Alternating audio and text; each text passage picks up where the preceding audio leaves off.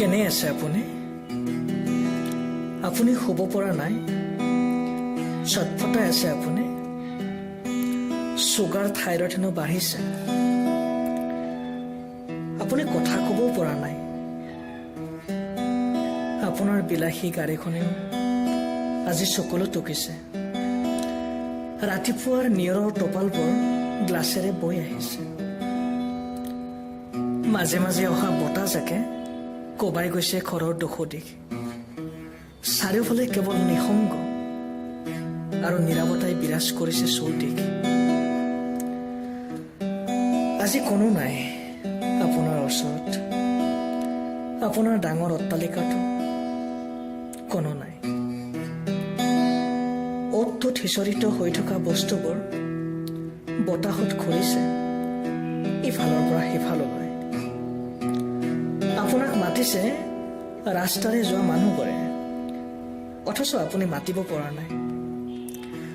আপোনাক দেখি হয়তো সিহঁতে হাঁহিছে, অথচ আপুনি হাঁহিব পৰা নাই। আপোনাক দূৰৰ পৰা চাই আছে ঘৰৰ ওচৰৰ মানুহবোৰেও।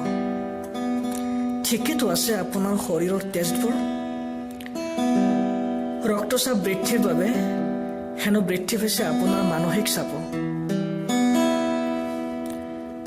একমাত্ৰ পুত্ৰৰ মৃত্যুত আপুনিতো জ্বলাইছে চিতা।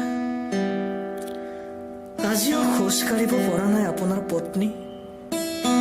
সহজভাৱে ল'ব পৰা নাই দুৰ্ঘটনাত পতিত হোৱা একমাত্ৰ পুত্ৰৰ মৃত্যু। তেনেহলে কাৰ বাবে এই ঘৰ, গাড়ী, মাটি?